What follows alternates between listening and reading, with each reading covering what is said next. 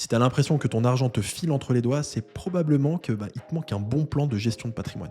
Et c'est ça qui est quand même fou, c'est que beaucoup d'entre vous, vous travaillez extrêmement dur pour gagner votre salaire, mais une fois qu'il s'agit de faire travailler non plus vous, mais votre argent, les résultats, on stagne, voire on perd de l'argent, et ça apporte un stress financier qui est vraiment pas agréable. Il faut bien te dire une chose, quand tu n'as pas de stratégie patrimoniale bien définie, tu passes clairement à côté déjà de plein d'opportunités. Et je te le dis, si tu fais rien, ça sera la merde, quoi qu'il arrive. Et au final, tu te mets à vivre au jour le jour, dès qu'il y a un imprévu, ça te met en difficulté, et ton horizon, il est tellement pas clair que tu te dis finalement la retraite, il n'y en aura pas, donc à quoi ça sert de penser à l'avenir? Quoi qu'il arrive, on est dans la merde. C'est une vision que beaucoup de Français partagent, pour autant si c'est cette vision, vous avez déjà abandonné, vous êtes sûr d'être dans la merde.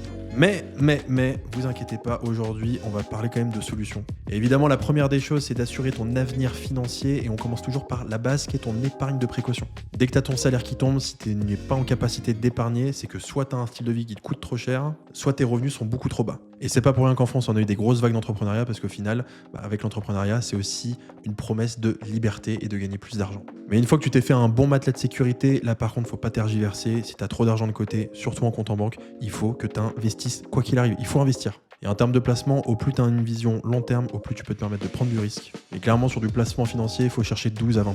Et sinon, il reste l'immobilier qui va être excellent notamment pour réduire ses impôts ou déduire de son revenu. Donc pour optimiser son impôt sur le revenu, c'est juste excellent.